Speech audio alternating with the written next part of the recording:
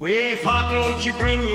Step up in my grave. I'm a servant zombie riding way for wicked misbehave. Skating on the tombstone, showing my style. Vampires lurking, but they don't last a mile. Ghosts and ghouls, my crew's packing heat. Ripping up the night like a beast on the street. Bitches try to haunt, but they ain't got a chance of digging deep. Living life, doing the undead dance. I'm surfing through the graveyard, fearless and bold. Vampires ain't shit, they can't touch my soul. Not fucking around, this is how we get down. The surfing dead king of the underground. I'm riding high on a wave of black mist. Death in my system can't resist this twist. Ballin' like a boss while I spit these rhymes. Sipping on the grape juice, toasting to good times. We crashing through the night, zombies on the rise. Buried deep in the shadows, we're the ultimate surprise. Flesh-eating fiends, but we're chillin' with finesse. You step up to my crew, better come correct, no less. Surfing through the graveyard, fearless and bold. Vampires ain't shit, they can't touch my soul. Not fucking around, this is how we get down. The surfing dead king of the underground.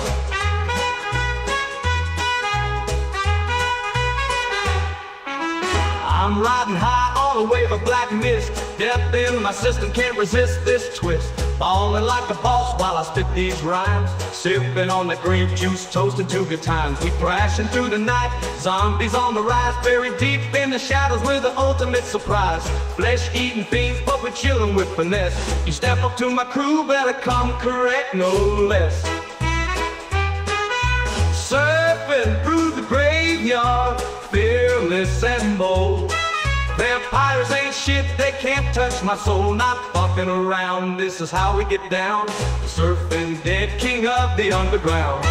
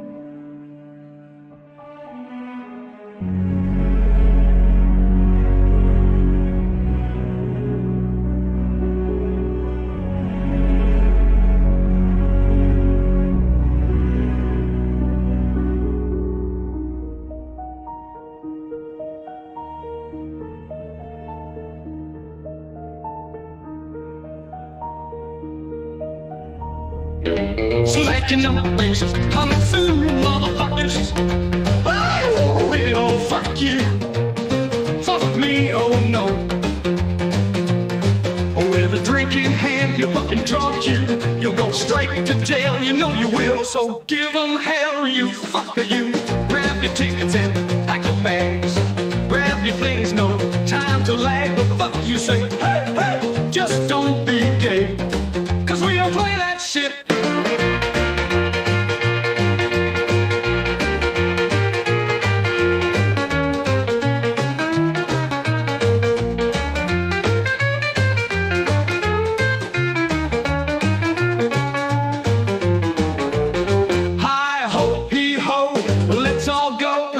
Off it's now or never. Here we come.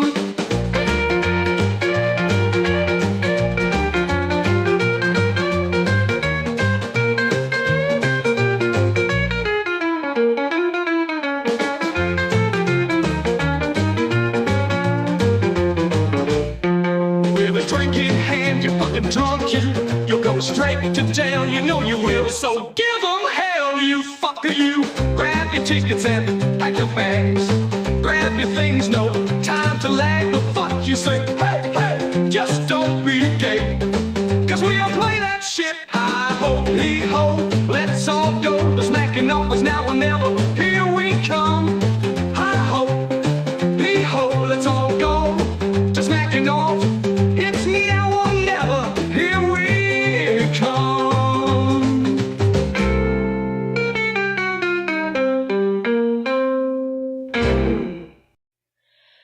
Have you seen the ghost of John?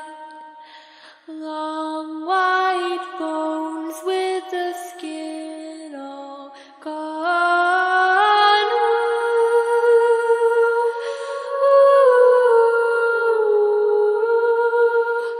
Wouldn't it be chilly with no skin on? Have you seen the ghost of John?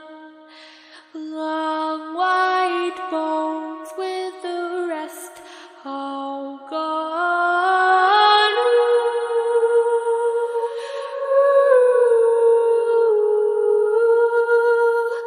Wouldn't it be chilly with no skin on?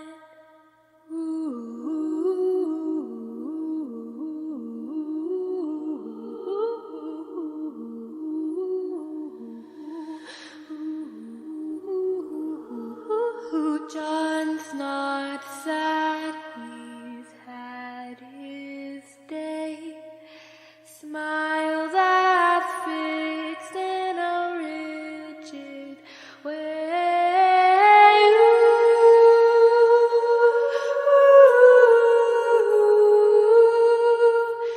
Wouldn't frowning be hard when lips decay?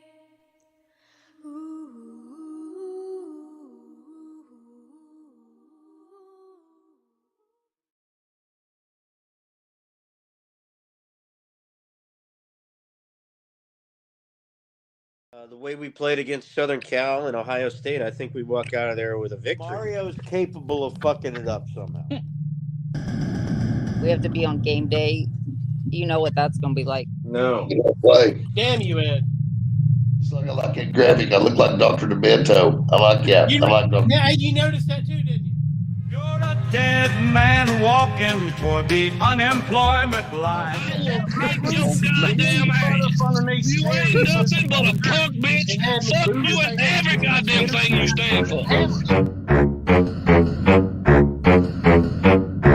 Smacking off the pop.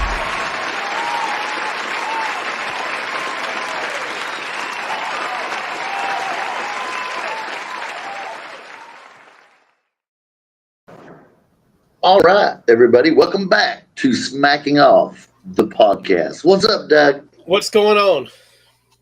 All the fun, excitement in the whole world. How's vacation treating you?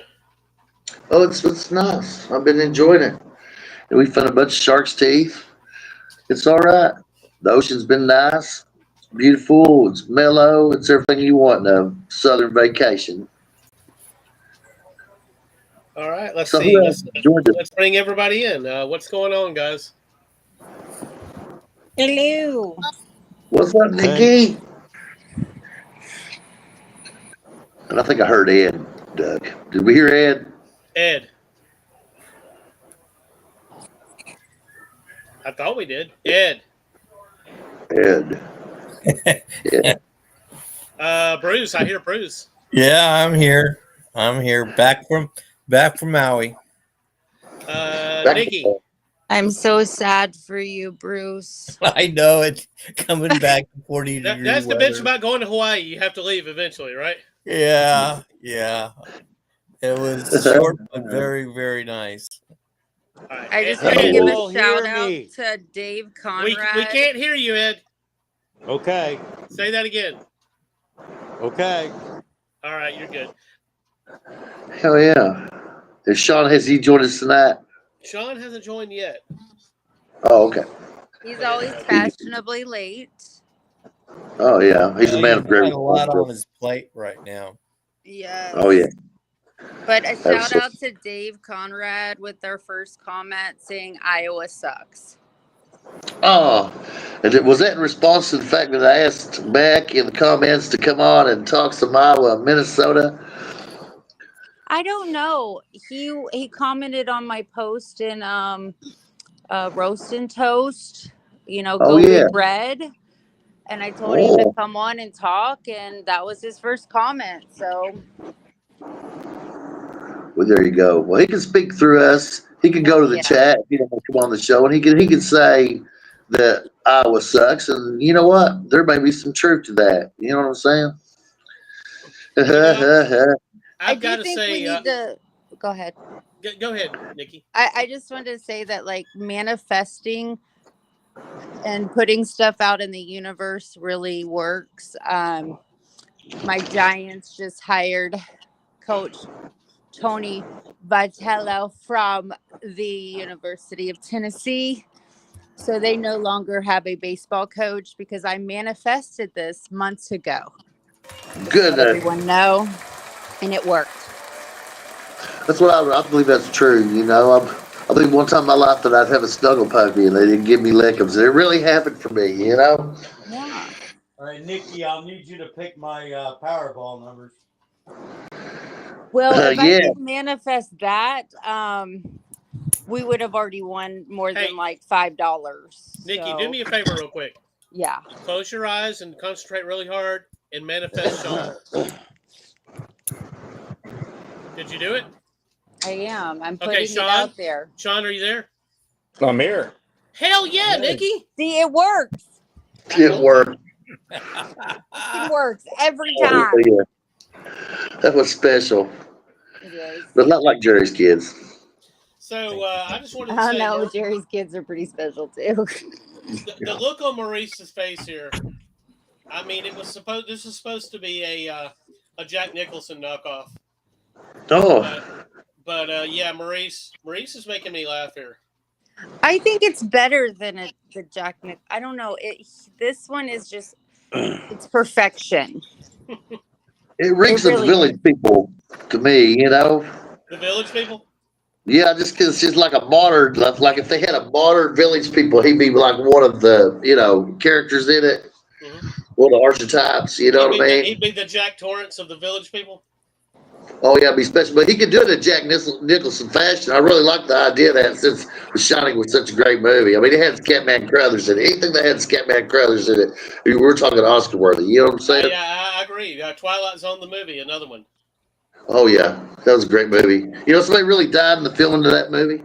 Yeah, Vic Morrow.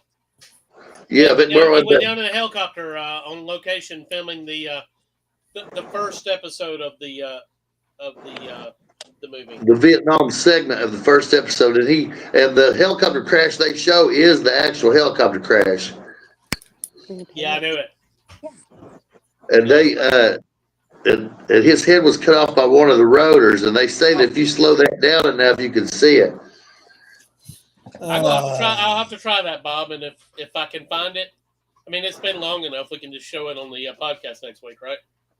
Yes, and that haunted me for years because I was in a training exercise reforger in Germany, and I believe it was in 1987. Mm-hmm. Anyway, night vision was in its infancy, and they had helicopter maneuvers, and I'd just been dropped off, and they were going, and it wasn't my guys, even though I knew the guys, and they had just dropped their guys off, and two of them got up in a power line and tangled with each other and swarmed around and went smack right on the ground right in front of me.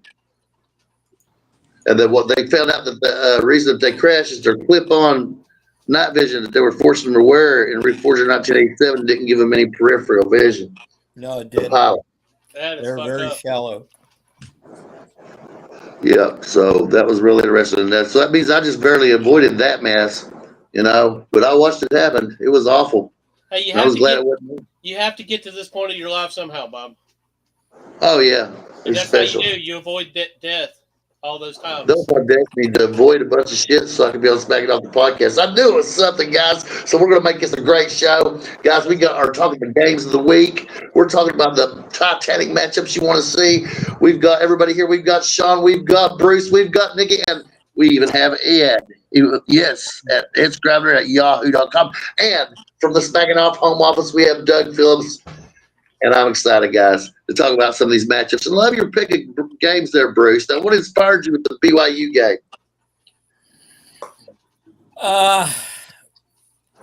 Basically, they eked it out over Utah, which, I knew was going to be a tussle. So I just figured, Utah had a little more offense, and it didn't seem like Utah's defense was stout enough. They, especially on the passing, it looked weak. So It was kind of miraculous, really, that BYU won, and they had a timely interception, And that's, to me, that's how they won the game. I think that Utah outgained them like 3-1. But, it's a different week now. And I'm excited to see what happens. So do you want to roll out the games of the week, Doug? Yes, and we have we have a second tier and then a first tier. There's just so many interesting games right now. That's correct. Let's pull this up and. Yeah, I just think we're in mid-season right now, and there's a lot of teams that are going in different directions. Oh, yeah. Kansas to Kansas State, that's always a hell of a game. Even when Kansas has been down, it's been interesting. And Kansas State is respectful, and Kansas is as well, but I don't think Kansas has met preseason expectations. So what say you guys? We used to call this one the Toilet Bowl in the mid-'80s. Yeah. Yes. That was before, what was the coach that was the long-term coach there forever? He was a great coach at Kansas State. I can't believe I can't remember his name. The one that had Damian Craig.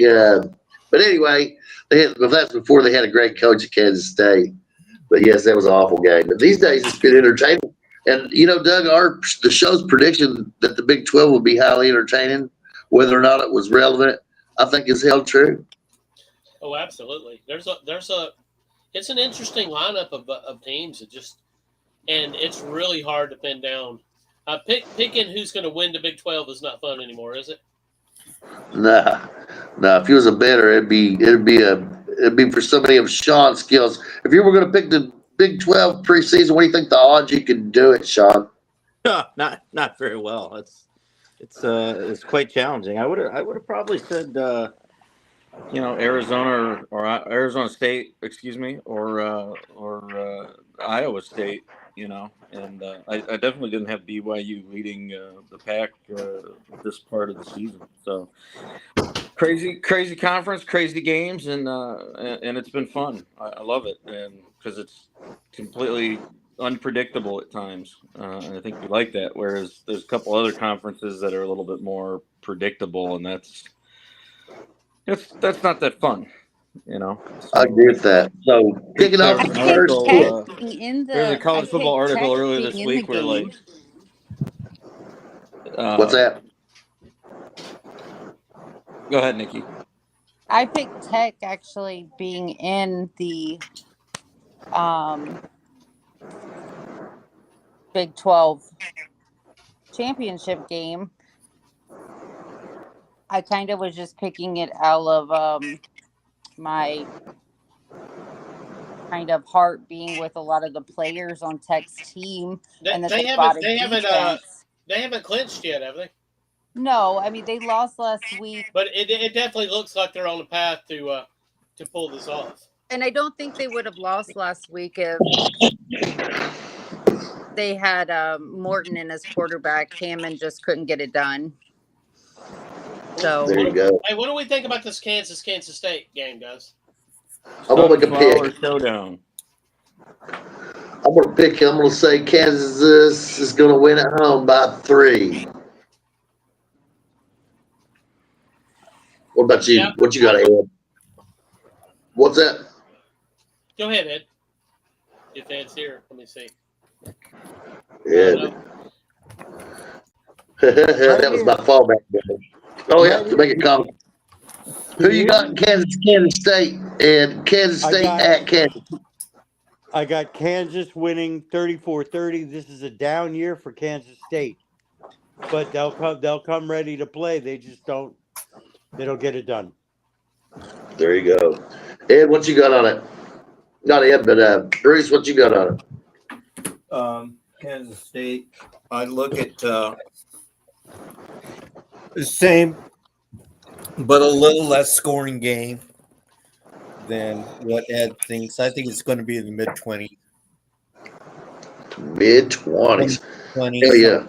You know, something like that. I'd watch that. What do you think, Sean? Who's going to win this one?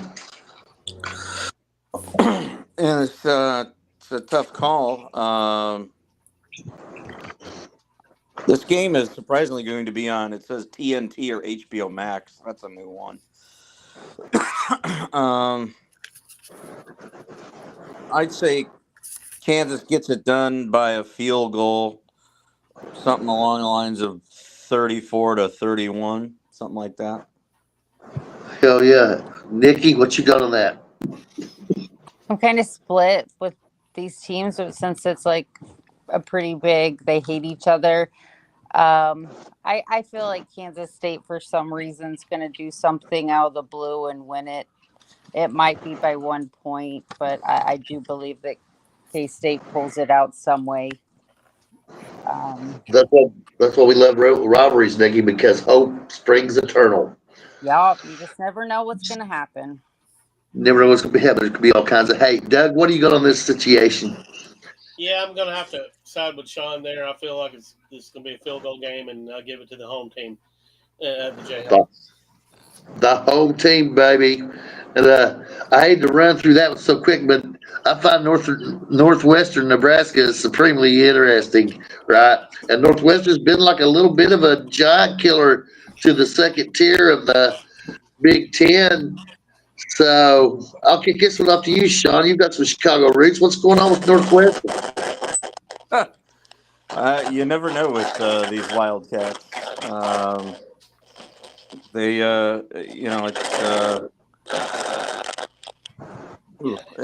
Ed's got his Niners and Borneo. Ed's got his ham radio on again. Breaker. But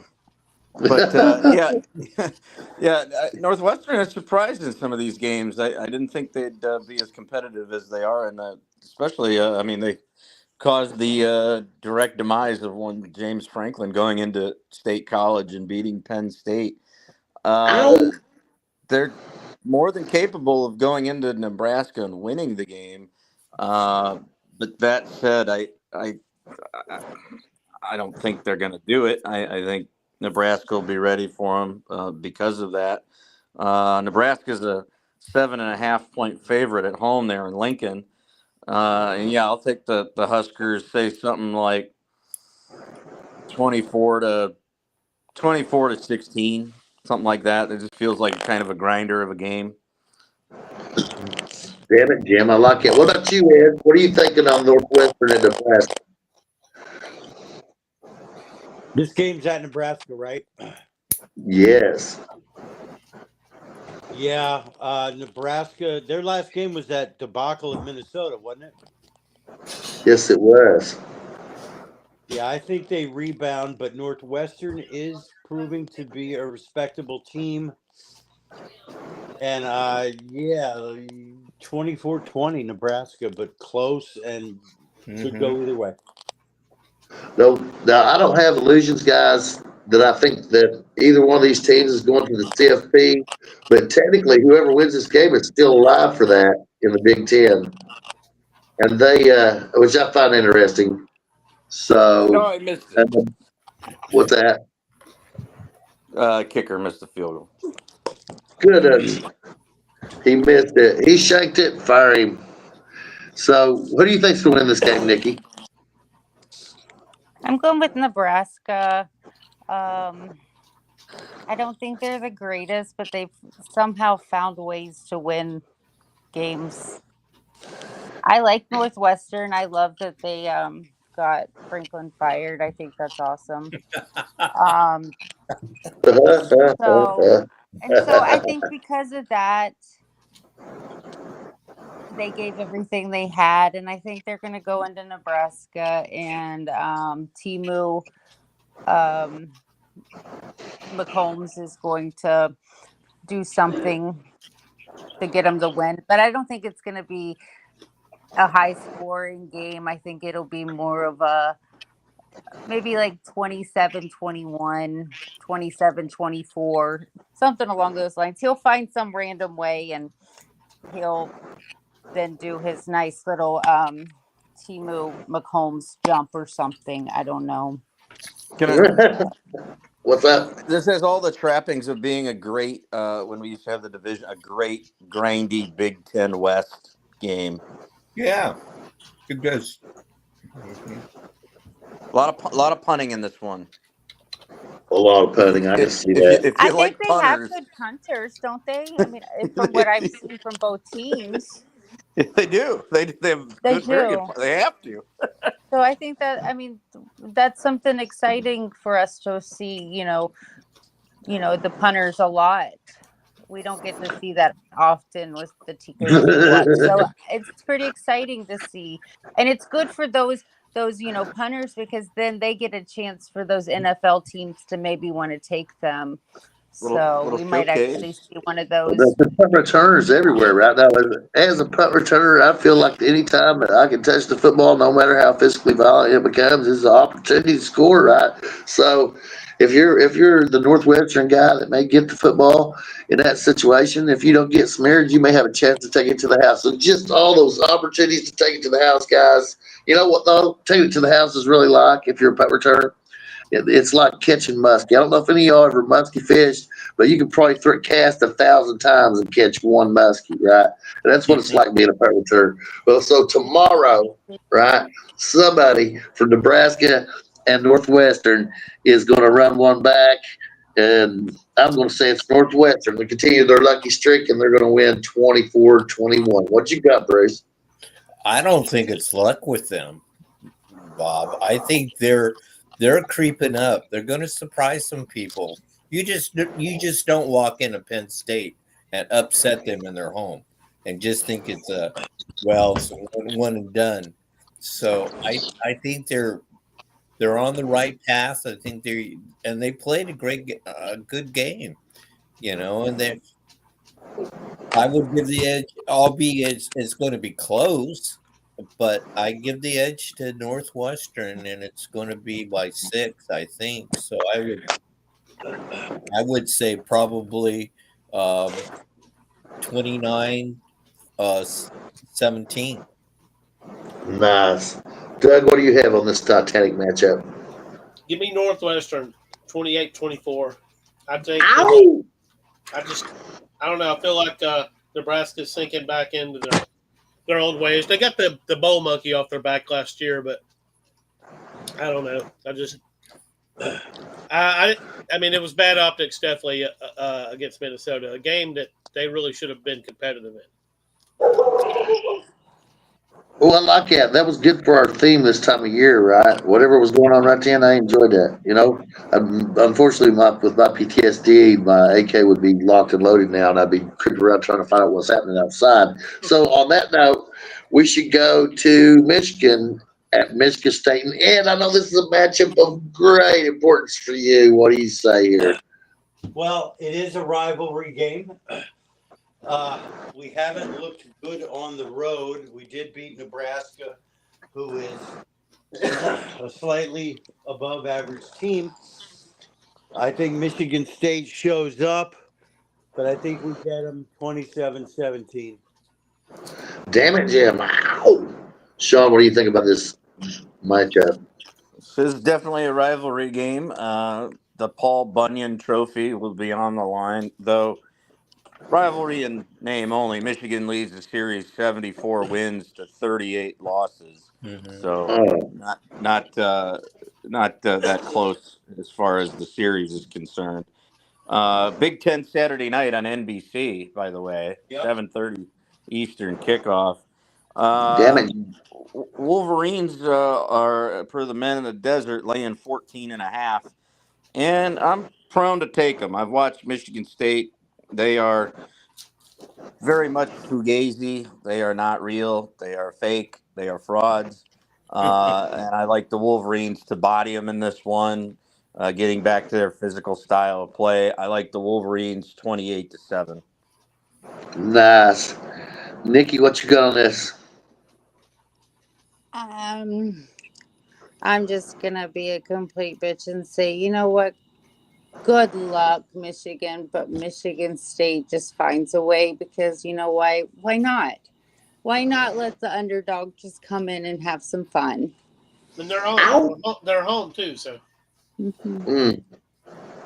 Yeah, So they're at I'm home. gonna say Michigan State 21 and Michigan 17. Now I'm curious, guys. Does Michigan State still waller in the mud, or do they got some kind of version of artificial turf? They play on natural grass at Spartan Stadium. And then you know what the weather is like there this time of year? It's pretty Yeah, similar to Ann Arbor's. Miserable. Yeah. Well, I know it's miserable, right? Let's Little check the over an weather hour. for Saturday night. I'm just talking with the mud game, guys. Do any of you guys love muddy football games? Oh my Oh, God, yeah. they're the best. Yeah. Like to see that football go all over the place. Oh, yeah. Saturday night should be dry. 53 degrees is the high, partly cloudy, but Yeah, it's balmy for there. no significant chance for rain. The precipitation chance is 8%. Oh, it'll be a racetrack. All right, Bruce, what you got on this one? You know, I'm a fond person of Jonathan Smith because I've seen him do some damage to Oregon when Oregon wasn't expecting it.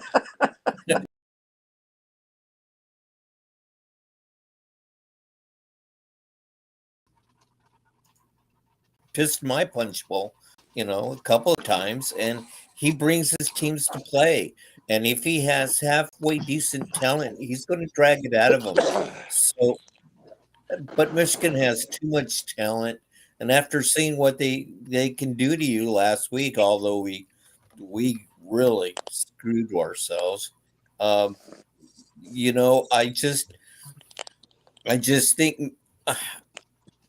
I like Jonathan Smith, so I'm going to go with him. I think he's a better coach than the Michigan coach. Sorry, I've seen him a long time, Ed, and he can upset some people. He can do it, and he's a great motivator. So Hey, I don't know why you're apologizing to me. That's your opinion.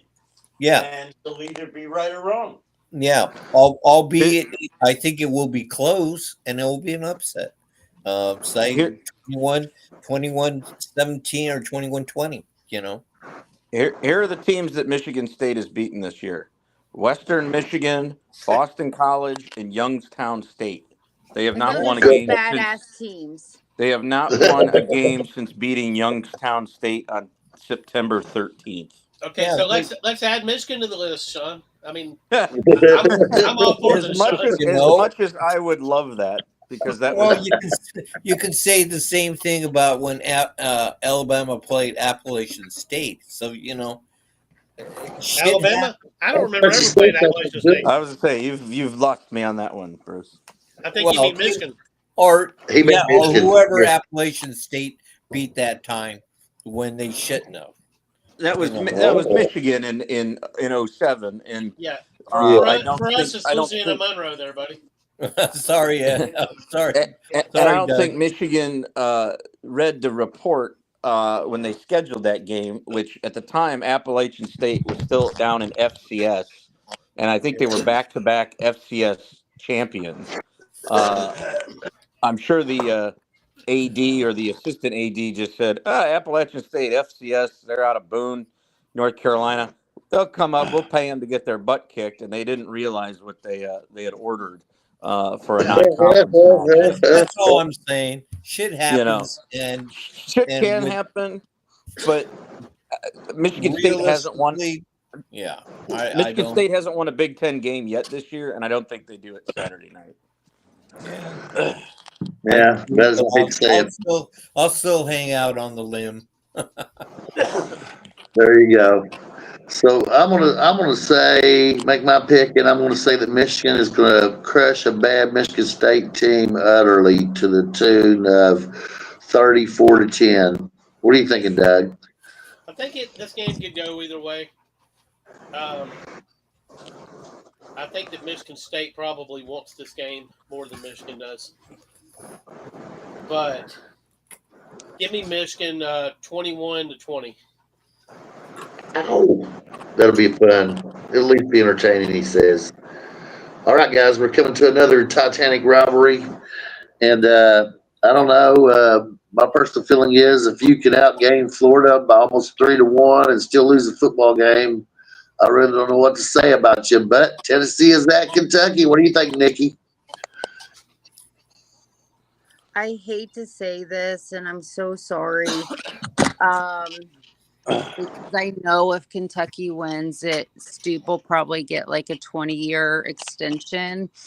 But I'm all in on Kentucky winning this game. They'll probably get destroyed, but you know what? I'm standing with my Kentucky people, my family that goes there.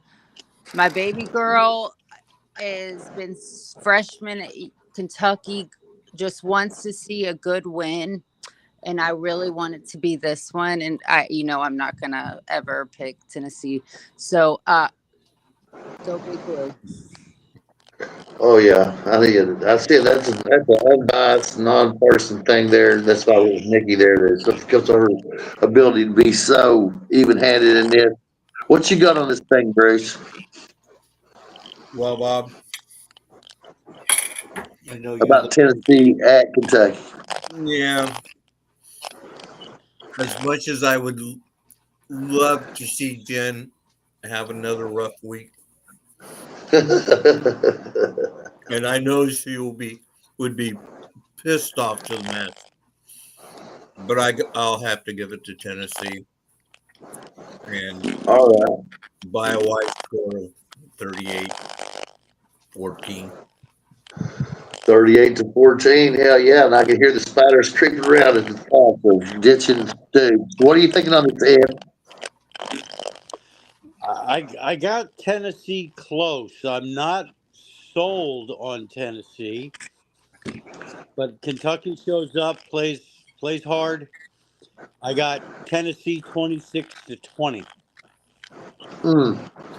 I think it's a realistic down score, Ed. I'd buy that. What do you think on this, Sean? Big rivalry game here. Very possible that Tennessee loses to Alabama again because of the hangover from last week. Because Kentucky's definitely going to show up, as Nikki pointed out. Yeah, if Stoops wins this one, they might give him an extension. Sorry there, Bob. I think you're ready to turn the page on him. Very close. Tennessee gets it done with a last-second field goal. Give it to them, 23-20. But Kentucky makes them earn every bit of it in this one, and it wouldn't surprise me if Kentucky wins. Like that's the only reason I don't want to pick them, because I know their fans just want done with Stoops. They want something new, and I'm afraid that it gives Mitch some more of like hope, and he'll give them, like he normally does, some massive random extension. But I want to see Kentucky win this game. I really do. And bring back the rivalry trophy for this game. Mm-hmm. Well, what happened was it was a bourbon barrel, and Tim Couch's some of the offensive line when Tim Couch was there, and I think he may have been in the car, but I don't want to misquote that. Got in a drunken car wreck on the way home from that game. Drinking So they bourbon, quit. wasn't it? They drinking bourbon, weren't they? Probably 7-year-old white label, from what I understand. Oh. So they so that's why the bourbon barrel trophy doesn't go forward. But I believe it could be renewed. I believe that we've learned a lot about not being drunk and driving, and I think the spirit of it should be renewed. That's for sure. So And you me think personally, if they would have changed it to the drunk driving barrel, wouldn't have, you think that wouldn't have flew either? I Yeah, think you you could could, well, Bob, you got, so the bourbon one is with Indiana. This is the beer barrel. This is the oh, the beer beer barrel with barrel, Tennessee. but it was And associated with alcohol. I mean, you could get it sponsored by a ride share company, which would remind you not to drink Hey, and yeah. drive. Too much beer Yeah, to drive barrel. yeah. Well, So you anyway, call so the that's why. cab beer barrel trophy. Yeah, so that's why it's that particular trophy don't go up. But I think that's a great idea. You could have it, like you said, or you can have it sponsored by Budweiser, the Don't Drink and Drive. Yeah, And always designate by whatever, and and then you give bring the the right trophy share back. 'Cause half it's on the one of the cooler rivalry trophies in college football. I remember Peyton Manning holding it. I mean, and it takes a strong fella. This is a full size barrel made of 55 wood. gallon, 55-gallon beer dribble, made out of real wood and stays with the iron bindings, right? Yeah. Out of aged oak. It ain't made out of poplar either. You know what I'm saying? So That's a big, heavy trophy, and it takes a yeah, strong fella to pick that baby up. So I wish they'd bring yeah. that back. I think it's going to be a great game, and this game's on SEC Network on Saturday night, 7:30 Eastern. Right now, the line by the Men in the Desert, it's Tennessee by 8.5, with the over/under of 54.5 with the game there at Kroger Field. And is that turf they play on there, Bob? The Yeah, field I turf. think they've got field turf. It's field turf with the So little I mean pellet. I wish Kentucky would bring back the grass. Personally, you're the bluegrass state. Bring the bluegrass back. I know it's tougher to maintain, but Oh, they had AstroTurf for a while, and it was awful. And they AstroTurf's the worst. That is the worst. it is the worst. But I do love the grass, especially if the field is crowned and it's raining like hell. And they that could happen there. And it's real chilly up there now, from what I understand. But I'm not there, so I can't quote that. And here's the way I feel about it, guys. That Kentucky will do just enough to lose, like they usually do. But I hate Tennessee, and fuck Tennessee, and to Jen Chavez, fuck your team. So go Cats, 13-10. And your weather for Saturday night for those going to Kroger Field: high of 63, temperature dropping throughout the evening. Should be in the mid 50s, but clear. No rain, no snow, none of that. It'll be clear. Probably during the game you might need a jacket or a sweatshirt. Upper 50s, but There you go. Perfect weather for football. Good weather for football. That's right. You can get hype and get hot. Doug, what do you got on this one? This really is a decent matchup. Kentucky is definitely capable of winning this game. We've seen this already, and they're capable of laying an egg too. But they're not going to do that against Tennessee. They're going to play the game of their lives. Give me Kentucky in the upset. 28-24. And I pulled that score out of my ass, but I just feel like it's going to be a close game. Could be lower scoring than that, but Kentucky gets it done. And Bob Stoops, not Bob Stoops. Mark Stoops still gets fired at the end of the season, even with the win over Tennessee. And Bob Stoops was a special defensive consultant last year, and I believe the year before, and which is interesting. I don't know what exactly he did at the program, but he's been pictured in the stands and stuff like that. I don't know. You think there's any possibility he'll ever come out of retirement and coach a team? Nah, I think he's done. He's coaching a team. in the UFL. Yeah, he's in the UFL, the Spring Football League. Birmingham. Something where he doesn't have to recruit and all that shit. Let's see. Which one is it? Birmingham. Is it Birmingham? Yeah. Nice. No, he's Now- with the Dallas Renegades. Oh, Yeah. Dallas Renegades. Sorry. Yes. Yeah, Renegade. I was thinking you were wrong, Nikki, but I wasn't sure, and I sure as hell didn't want to speak up and then be proven wrong. No. I did not know that he was coach at Birmingham. If he was, but No, I'm the stat boy here. We got to make sure all of our facts are correct for our wonderful listeners all across the world, wherever you may except be except listening. Jen, when we tell some bullshit, Jen needs to be the one that goes and spreads that shit. And I gotta be honest, guys, because I know nothing about the UFL, so I just was ignorant. I was going to sit here and lay back and let y'all do it because I knew nothing. I'm like Sergeant Schultz. I know nothing. DC defenders, defending champs, baby. Well, as There you we go. suspected post-COVID, 2 spring football leagues weren't going to last, so the XFL and the USFL merged. I think that was Oh, nice. last year. So is it the Super Duper Bowl now? I think it's just the UFL Bowl. Oh, awesome. Oh yeah, that's cool, man. It's right. It's a little. It gives you a little wet your whistle in the spring when you're missing football to see guys, albeit B and C level guys, run around hitting each other. So there's that. Like how many of those guys that actually have been picked up and playing in the NFL now is pretty awesome.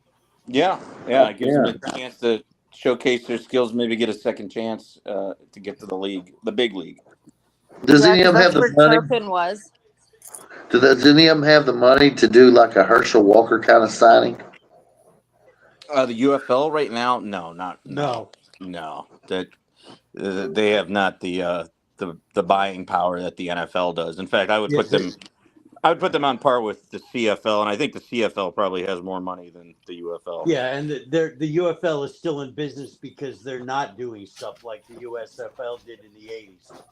Yeah, it's very much a fun football to watch. league. So if you ever get a chance, tune into a game. It's actually really fun to watch. These guys play their asses off. Yeah, UFL football, people make fun of it, but it's actually very entertaining because those guys are fighting, scrapping for every bit that they can get. And they have a heck of an atmosphere at the games in St. Louis. Yeah. Well, it seems like all the places it's been pretty. St. Louis, Dallas, Birmingham, DC. So yeah, it's like Nikki said, it gives them another chance to showcase themselves and then possibly get picked up by the NFL. I mean, that's the Cowboys kicker. I think Brandon Aubrey came from the UFL before he went. He did, and so did Turpin. Yeah. Our kick returner Turpin, he came from there too. So, and AJ McCarron, he was with them, and he went on to come back for a season in the NFL, and now he's running for politics. But I thought he was doing a podcast. No, he I did see him on a podcast recently. I think the one with maybe Greg McElroy. Yeah, he's cool. He tells some cool stories. Yeah, I think he's running for, if I'm not mistaken, lieutenant governor. I believe you're right, Nikki. Of I Alabama. just heard it today, but I haven't really looked into it yet. But I suspect that Dane is telling the truth or sharing something that's telling the truth. It's been all over the last few days, for sure. So Well, if he does get elected, don't let Brent Musburger go to the swearing-in ceremony. Yeah, because Brent's trying to hit on his girl, ain't he? Yeah, they're in that. Like, whoa, calm down there, Brent. or Joe Namath. Hey, that got Joe Namath No, just straight, man. He hasn't really been a drinker since that happened. I would say that was Joe had been overserved. This was Brent doing a ball game sober, doing that. So Damn. little Joe different Namath got circumstances. Joe Namath got more respect in that moment than Musburger for sure. Yeah. A lot of people would have did that shit. What Namath did, and they would have got crucified. But for whatever reason, I guess you expected that much from Namath, and it was not that big of a deal. Well, he also stopped drinking after that. Yeah, he did. So he knew that Because he was embarrassed. He watched the playback of it and was like, Jesus Christ. Yeah, it was awful because he made some life changes, which I think is probably prolonged. He's still with us. He's got to be in his early 80s now, and we knew he was going to outlast Snake. We knew he would. he's doing like yeah. he's doing like lived life very hard. We like The truth is, the Snake made it at least 10 years longer than anybody thought he would. that's true. He liked Now, his alcohol and women. And he didn't sleep a lot, which has also been shown. Yeah. If you don't get a lot of rest, Better. yeah. What's next, guys? Shout out.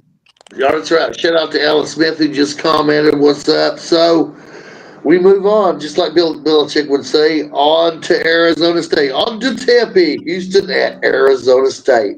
This would have been a more compelling matchup for me early in the season, but now I don't really know what to think about it. What do you got on this one, Bruce? I'm leaning to Arizona State. There again, it's at home in the god awful jinx place of a stadium, and weird shit happens, as I always say. And Houston is a little bit different team that we all thought was at the beginning of the season. So I see Arizona winning 30-17. Oh, awesome. And Richard Galliard liked your pick. He likes Arizona State over Houston as well. What do you think on this one here, Ed? I like Arizona State at home. Houston is better than we thought they would be at the beginning of the season. They can put up some points. Their defense isn't very good. I got Arizona State 38-28. 38-28. Woo. What are you thinking, Nikki? I am going with Arizona State. I do think it's actually going to be pretty close. Houston's not that bad, but they're not that good. They're kind of like that middle team, but they know how to show up when they need to. And I'm going to say 34-31. Arizona State. Fork 'em. I like it. Pork 'em, she says. Fork 'em. What are you thinking, Sean? Well, this one Saturday, Houston Cougars visiting the Arizona State Sun Devils. More great Big 12 action. I think this is going to be just an incredible game. 5 p.m. On the West Coast, 8 o'clock East Coast. This will be your Big 12 a little bit after dark at Mountain America Stadium in Tempe. The line currently, Arizona State's a 7.5-point favorite with an over-under of 46.5. I'm going to take the Cougars in this one.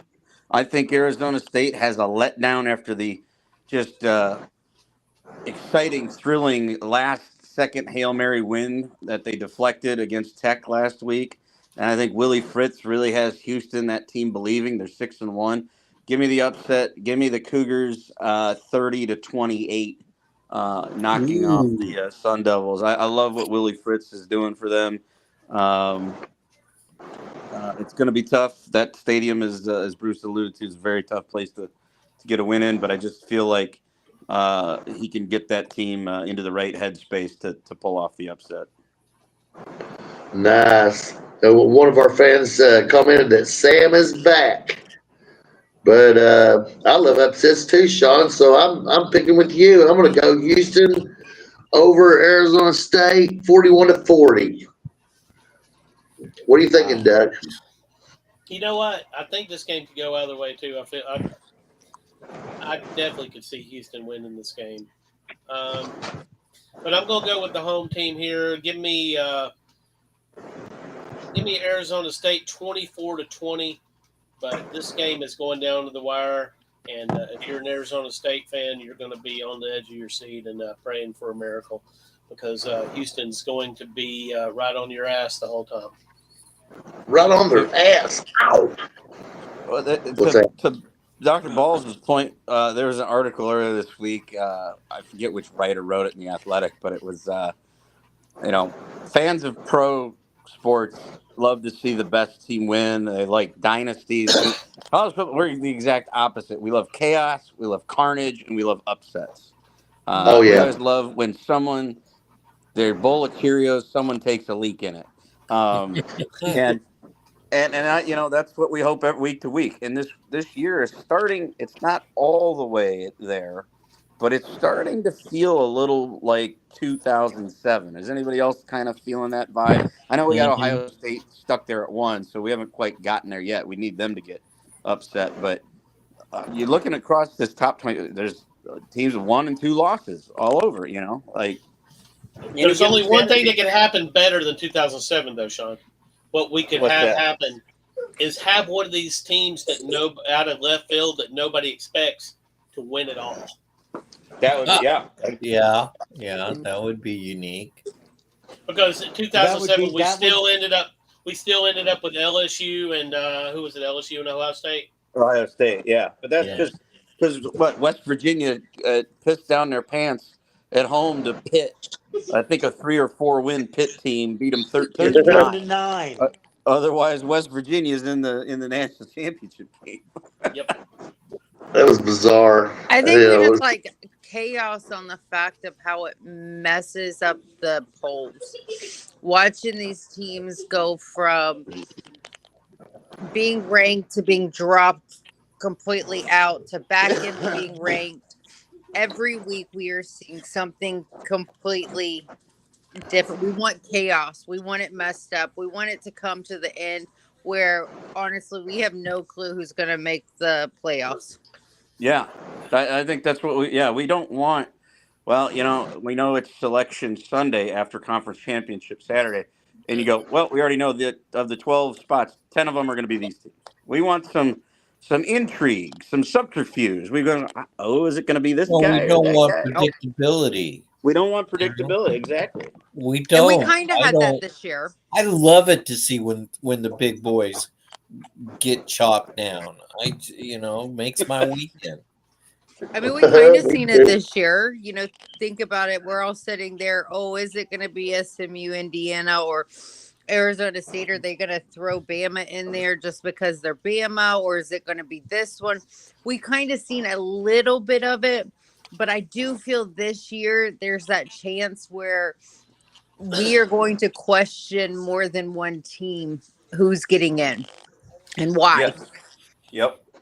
All right. Well, how about and this year's probably the last year of the 12 team. And I think next year we go likely to 16 teams. That's going to get even bigger. That's going to grow. Why is this team in and A, B, C, D, and E team isn't it? It's going to be great because that's what we love to do as college football fans is argue about everything. All right. How about Boise and Nevada, guys? Boise at Nevada. Well, that's Titanic. I'm gonna make my pick right off the bat. I think Boise's gonna crush Nevada early, 31-10. You know what? I'm gonna go ahead and go too. I'm gonna make it 30-9. 30-9. 30-9. Doug's being that dude from The Price is Right, where someone goes 100 and he goes, "I'll do 101." Yeah, exactly. What is Nevada's record so far this season? Let me pull that up for you, guys and gals. In the Mountain West Conference, Boise State at Nevada. This is a Friday night game, by the way. It'll be on CBS Sports Network. Late kick for you guys on the East Coast. That's 10 o'clock your time. Boise State currently a 21.5 point favorite over under a 51.5. Nevada is currently Terrible. Yeah. they have one win this year. That's why they're a 21.5 point underdog. They have one win. Yep. That's awful. Anybody else got any final thoughts on this? Anybody picking Nevada? I just want to know, is anybody No, picking No, Nevada? I got Boise State completes 42. the Silver State sweep. They beat Las Vegas last week, and they'll beat Nevada this week by. I'm going with $10. $1. 42 Yeah, to 10. Boise, Boise. the Broncos are back, kind of. All right. So, all righty then. I'm gonna go. What's Going that, to pull Bob? the other games up. We're gonna probably let's look at the shit. Let's take the shitty games first and make quick work out of them so that we finish this today. That's all Killer. we have to do, right? That's all we can do. And let's go through them and let's see what they think is a shitty game. And I would say Auburn, Arkansas. Give me Arkansas at home. Arkansas, 10.5 to 10. 10.5 to 10. I like that. I would put that too. Hughes Freeze sucks. And Petrino has actually had games close lately you wouldn't expect, so he's going to break through and win Absolutely. 15-12. Yep. More than likely, truthfully, I mean, without having to talk too much about this game, Arkansas will probably score a lot of points. Auburn probably will too. Arkansas will get it done, though. They're at home. And Auburn will figure out a way to lose no matter what. There you go. What you got on this, Sean? Yeah, I agree. It's at Royals, Donald W. Reynolds Stadium at Royals Field. Arkansas with Petrino has shown a lot of fight, a lot of vigor. It hasn't gone their way on the road the last few weeks. Hugh Freeze is still Auburn's coach last I checked, and Jackson Arnold's still their quarterback. Give me the Hogs 35 and Auburn 26. Ed. Yeah, Arkansas looks rejuvenated. They're scoring on everybody. I mean, what they put up 45 against A&M and lost 48-45. Is that right? Yeah. So, yeah, I got Arkansas pretty comfortably at home. They can still give up some points, so I got the Hogs 41-27. Ow. Nice. What you got on it, Bree? Woo pig. Woo big, he says. Hell yeah. I like that. Nikki, what you got on this? I got Arkansas 38 and Auburn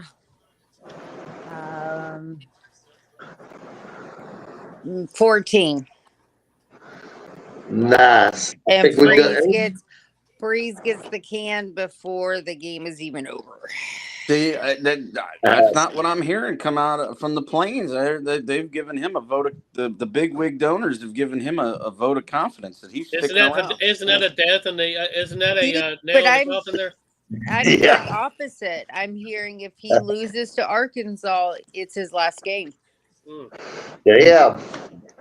But I agree with I mean, you. I don't know if you fire a guy right now because you get with these other programs that have openings, you're going to fall somewhere in that pecking order. And right now, I would not say Auburn's number one on that pecking order. Well, no, but I think if you don't fire him right now and put yourself last in that pecking order and wait till the end of the season, any coach that's even decent is going to have that job somewhere else. So you might as well go ahead and handle it now and put your name out there. Well, start talking to those agents. You wait until some of these playoff teams get done with their seasons because they're gonna not address it while they're in the contention to potentially. No, but their agents are going to. Yeah, their agents will definitely. Take phone calls, but all right, they won't. The coach won't consider it until their team is no longer viable to win the national title. So jumping a little bit here, got this game on the list just for the people on the East Coast that still want to watch football after 10 o'clock at night.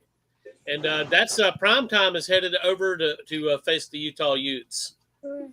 And it's always interesting when Colorado plays, especially these days with Primetime as their head coach. What do we think about this, guys? Well, I'm thinking that Utah's going to win 25-20. What do you think of Bruce? I give it to Colorado by an edge. I see it 21-20. You're picking Colorado. Wow, you don't even like Dion, and you're picking him. I don't. I can't stand Dion. But I just right now Whittingham's defense, which is usually solid, it's not there. So, I don't know whether that mystery is dissolved or what it is, but I'd have to give Colorado the edge. There you go. What you got on, Nikki? I got Utah. I'm sorry. I do like Dion. I am a Dion fan, but I don't think that they can beat Utah. I don't. So I'm gonna go Utah 28, Colorado 12. Oh, that was a factor for me. The fact that Utah's at home. What are you thinking on it, Sean? Yeah, I kind of tend to agree with Nikki. Utah right now is a 13.5-point favorite. I don't think they're going to cover that number, but I think they're going to win the game because Rice Eccles is an underrated home field advantage, and it'll be loud and noisy. And Colorado on the road this year is completely different than when they're at home. Both of their true road tests, they've lost both by double digits. I don't think they'll lose by double digits in this one, but I think they lose. So give me Utah 29, Colorado 20. No, nice. And Ed, what you got on this bad boy? I got this one being a better's nightmare with the spread being 13.5. I got Utah 30, Colorado 17. Ow. Doug, what you think about the hook? Gets them. Yeah, give me the Utes. Give me the Utes big, and that's all I'm gonna say. I don't know how bad, but I don't see Colorado winning on the road. And they're pissed after that BYU. I can't even say it. BYU. They are true. Yep. They are truly a night and day team from being at home to going on the road. It's crazy.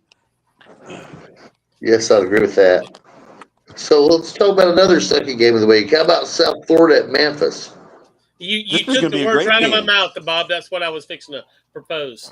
I like Memphis at home. I do. Hell yeah. Memphis at home. All right. Memphis at home by a touchdown. Hell yeah. What are you thinking, Nikki? I like Memphis, but I do think USF's gonna put up the points, and they're gonna beat them probably. I'm gonna say 24-17. Nice. Ed. That USF is a pretty good team, the Miami game notwithstanding, and they have beaten Boise. They have beaten Florida, which in spite of Florida's record is no easy task going into the swamp. I got them taking care of Memphis 33-30. Nice. Sean, what you got on this? Both these teams have beaten an SEC team this year, but the difference between the two, Memphis beat Arkansas by a point, and USF, I think, won by 3 in the swamp. The swamp's a much tougher. 18-16. 2 in the swamp is worth way more. That's a way tougher place to play and win. I don't think they're going to cover this number, 6.5, because Memphis is a good football team. I think this is a great game. Last second South Florida field goal gets it done, 27-24. Ooh, nice. Bruce, what you got on this? I'm going to ride on Nikki's coattails.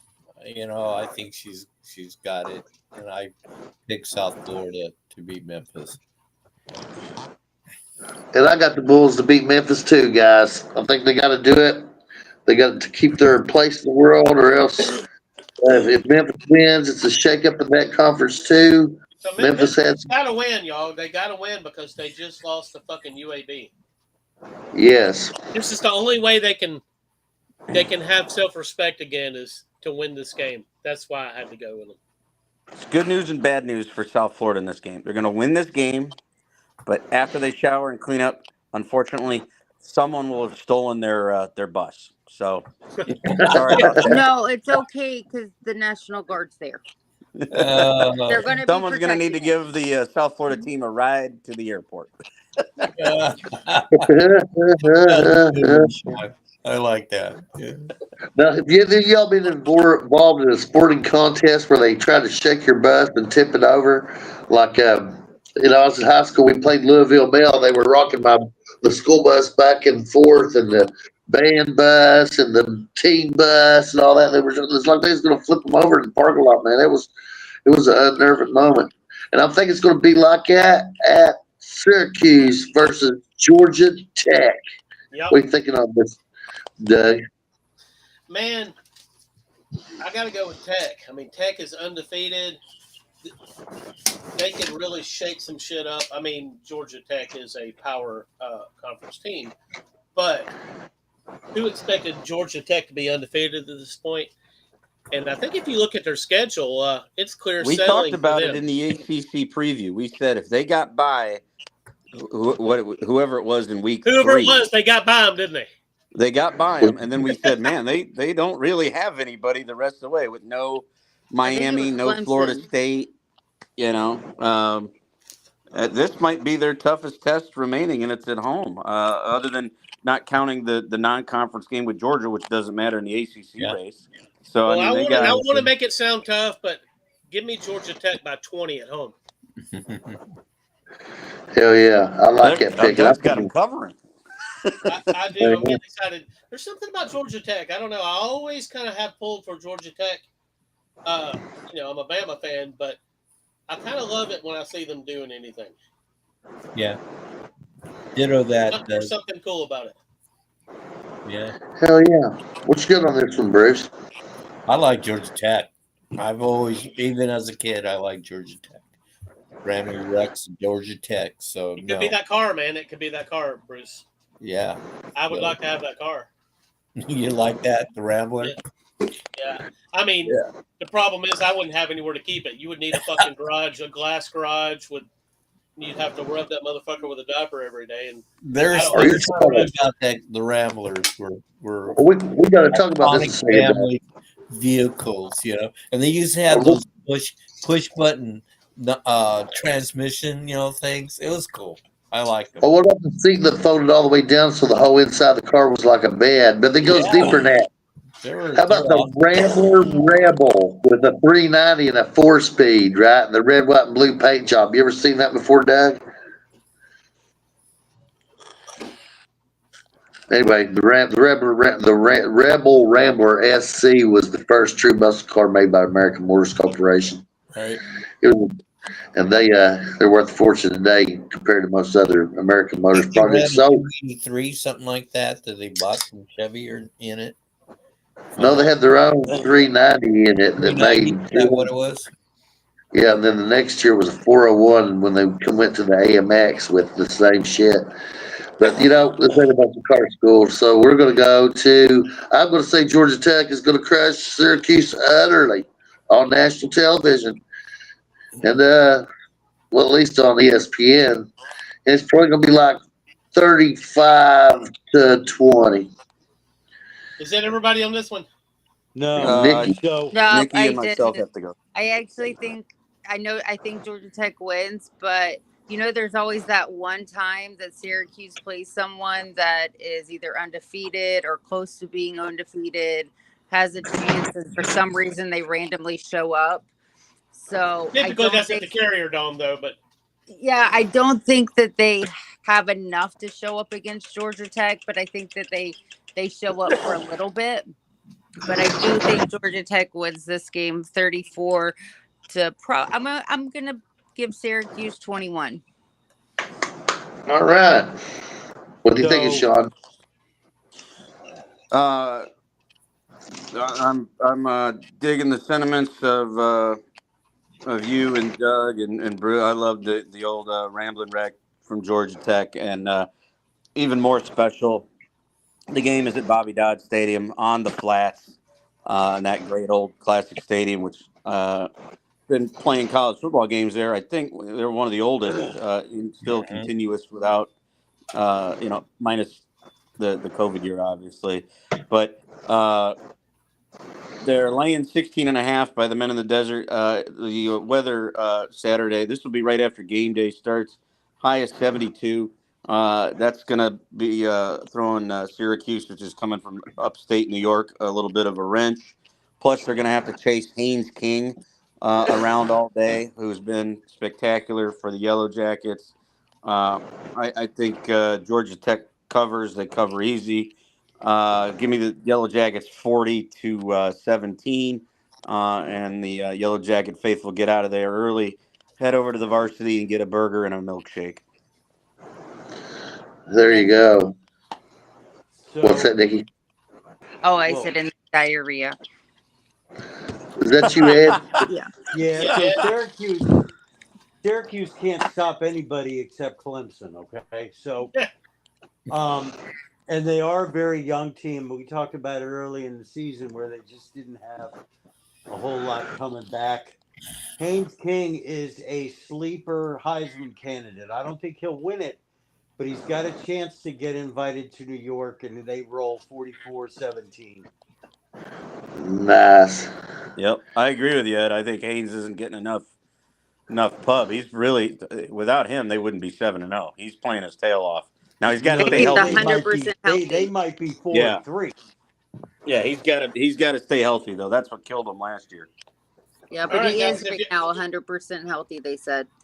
If y'all want to, we'll go down the list normal now and just skip the games we've already done, and of course ending with the crackpot game of the week. Killer. So you want to go back to Ole Miss at Oklahoma. Guys, it's an exciting matchup. I don't think that he's quite as bad as Franklin, but I don't know if Lane Kiffin has been that successful on the road in the SEC, even though they're ranked higher than Oklahoma is. What's the line on this one, Sean? The line on this game, Ole Miss at Oklahoma, is. By the way, it's on ABC, also at noon. Oklahoma is a 5.5-point favorite with an over/under of 51.5. That's interesting. And Mateer has probably recovered from his injury, and he's lost. And but Ole Miss has got a pretty good quarterback too. But guys, I'm gonna go ahead and make my pick. I'd like to see Oklahoma win this one at home, and I'm gonna pick Oklahoma 27-23. What you got on this, Ed? Yeah, I think that Georgia game really took the wind out of Ole Miss's sails. Oklahoma needs this one to try and make people forget about the Texas game and stay firmly in the playoff contention. I got Oklahoma winning this one. I think Ole Miss's defense will play better. I got Oklahoma 27, Ole Miss 20. Nice. Nikki, what you got on this Titanic contest? I think Ole Miss is pissed the hell off after that Georgia game. And I think Ole Miss is coming in to prove that doesn't define them at this point. And I think Ole Miss takes this game, and I think it's going to be 32-28. Nice. Bruce. This one is I would call a wannabe game. And Lane Kiffin is going to want to get his butt out of the sling against Oklahoma. And I don't see him doing it. I hate to say it. I think Oklahoma at home is a tough team. So I give the edge to Oklahoma 28-20. Nice. I like it. And if I missed anybody, I think Doug. Man, What you Sean? No, Sean, you I haven't mean, I picked on really, it. what was My that? bad. I don't know if Sean's picked on it either. Not He yet. gave Go us ahead, Doug. Go ahead, Doug. Give me a little So bit. yeah, Also. I mean, Thank you. I really hate to say this, but I just feel like Oklahoma's gonna lay the smack down. This game's not gonna be close. Oklahoma's defense is gonna cause all kind of problems for Ole Miss. They're gonna sack the fuck out of this quarterback. Give me Oklahoma 35, Ole Miss 17. Nice. Doug was him and I usually have if not ESP, we have ESPN for sure. And I should add, there's a 60% chance for rain in this game. They play on natural grass out there at Owen Field in Norman. And to Ed's point, yeah, I agree. Ole Miss laid it all on the table last week. Hell of a game at Athens. Came up a little short. Mateer's finally close to 100%, and that Oklahoma defense gets after you. I think it's a tough day for Ole Miss in Norman. Boomer Sooner 38, Ole Miss 24. Hell yeah. So let's move on then. And we have, how about UCLA crossing our great nation to go to the cornfields of Indiana? Number 2, Indiana, guys. Did you ever think we would be saying number 2, Indiana Hoosiers? And they're at home. And there's a lot of excitement there in Bloomington for the Hoosiers. And so I'm going to make my pick, and I'm saying Indiana 40-14. Well, What do you think, Bruce? it's going to be close. I just look at UCLA. They're really motivated to win. They've been winning. They're on a roll. Zignetti, I know he's an excellent coach. Google me. This is a toss-up game in my book.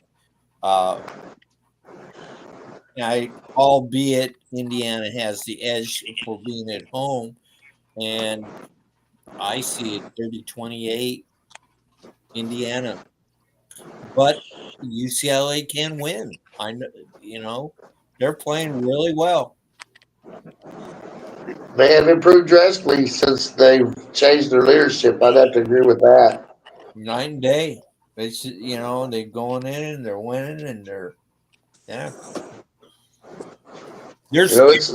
I don't want to meet, and we got to play them at the end of the year. So and they're going to get even better. Hell yeah. So what are you thinking on this, Ed? Well, I watched the entire UCLA Maryland game, and UCLA did not look good. Just Maryland cannot play 60 minutes against anyone, as they demonstrated the last 3 weeks in a row against Washington, Nebraska, and then UCLA. So UCLA is better than they were when Deshaun Foster was the coach. Indiana keeps it rolling 52-23. Ow! Go Hoosiers, he says. Nikki, what you got on this Titanic matchup? I like what UCLA's been doing. I do think Indiana's a good team. I think Indiana wins, but I think UCLA shows up, and I'm going to go with 24-17 Indiana. But I also could see UCLA winning this game to make a statement. And I like their young coach now. I like him. I He doesn't do even know want how to add to use one a more thing. headset. I love that. One No, more thing I John, want to you add hype about was this is not the coach. Cignetti is playing. Cignetti is a master of the mental game, and he's already sold UCLA this week as comparable to the 27 Yankees. I mean, he's been talking them up, so his team has their Murderers attention. Row. Hmm. So maybe I need to change that because if his head's that big, these guys are walking into this game thinking they already freaking won it. No, And, you know, no. they're What not, I'm saying is I, Cignetti I I would say is I would say selling that, UCLA as a very tough opponent, Yeah. and but oh, Indiana's going to show up. that's if you buy into that rat poison, as Nick Saban used to Yeah. say.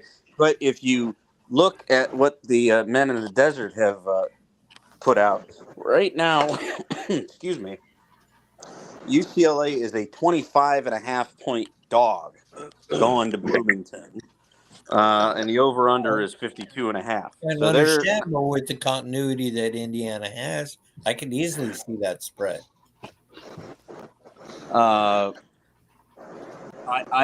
tend to think if this game was in UCLA, I think UCLA could pull off the win. Again, we talked about this coast to coast traveling. Yep. And I like Mendoza, and Indiana showed what they are capable of going into Autzen and winning that game. And I Damn good think defense. Indiana's going to be too much for UCLA, but I think UCLA hangs around, and I think they cover that 25.5. So give me Indiana 45, UCLA 30. Thank you, honey. nice. Who ain't picked on this yet? Have you picked it, Doug? No. Yeah, give You got me that plane ride is hell. UCLA is definitely improved. Give me Indiana 55-24. Nice. Hell yeah. Well, I can't go Hoosiers. And guys, I guess we're going to talk about BYU at Iowa State. 3:30 kickoff on Fox. That's a pretty big matchup.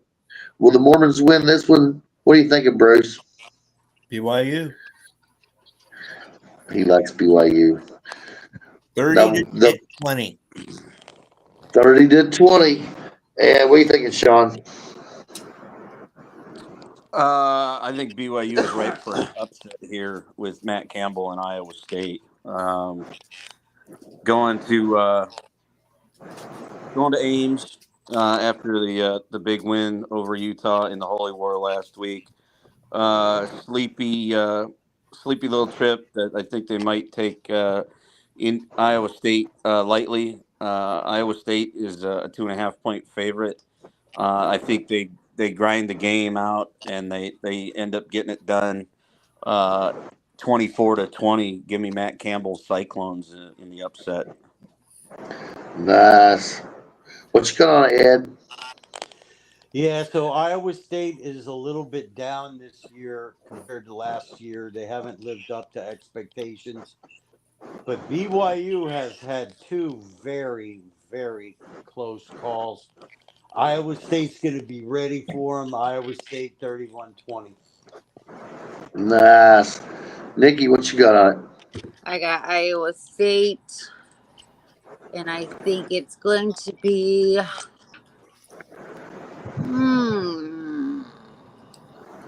24-14. Nice. And I'm going to pick Iowa State Miraculous Faction 21-20. What are you thinking, Doug? Yeah, give me Iowa State at home by 17. Yeah, crushing me says, get her done. Hey. Hell yeah. Should we move on to Illinois at Washington? What do you think, And I know- Bruce? Should we move on? You ready for this game, Bruce? Well, yes, I am. And I look at it this way. You got two teams that could be going in opposite directions. Absolutely. And it's a really meaningful game for Washington to get back on track, but it's equally for Illinois. You know, they've struggled. They've lost some games that they should have won. The main thing that we have coming back with us this week, we have 2 returning linemen coming back. That's going to help us reestablish our running game, because the last 3 games, our main running back hasn't gotten anything over 50 yards, and we have to get that back again. So, but they have excellent wide receivers there at Illinois, and they got a senior quarterback, which I'm sorry, the 2 interceptions that Damon Williams threw last week virtually killed Washington. So I will have to go with Illinois by 3 if we don't get our running back and our quarterbacks back into the game. That's a tough one, Bruce. I know What do it you think, is, and it's a defining game for both teams. You know, it really is. It's going to, because you got 2 5-2 teams, okay, that is still in potential of getting to a playoff or going to a very good ball game. So it is very important. Hell yeah. I'd see that. What are you thinking, Sean? Yeah, Illinois' best road win this year was all the way back in week 2 at Duke. Their only other road win was right down the road. It's a short drive from Champaign to West Lafayette, and Purdue's not a good football team. This is flying all the way to Seattle. I think Fish will have corrected some of Damon Williams' mistakes from last week, and Illinois is not Michigan. So I like the Huskies in a close one. I think the Huskies win 28-24. It's a grinder. It's a nip and tuck the whole way, but I like the Huskies at home with that home field advantage at Husky Stadium, because Illinois they're not very good on the road. And again, with the travel, you're going all the way out to Seattle. That's a tough trip. Thank you, Sean. I appreciate that. Hey, we've been there. We've been to a game together at Husky Stadium. That place gets loud. It rocks. It's uncomfortable for visiting teams. We like that. And yes, I'm echoing what you're saying. I'm thinking the same thing. The travel's too much. Washington trying to do all they can. I'm going to pick with the Dogfather here, or for the Dogfather on my own. And I'm going to say 21-17, Washington. What are you thinking, Nikki? I got Washington 24-21. 24-21. Go Dogs. What are you thinking, Ed? Well, both teams lost to Ohio State by 18. What Bruce said is correct. The winner of this game keeps slim playoff hopes alive by winning out and finishing 10-2, but that doesn't guarantee them a spot. It keeps them in the running.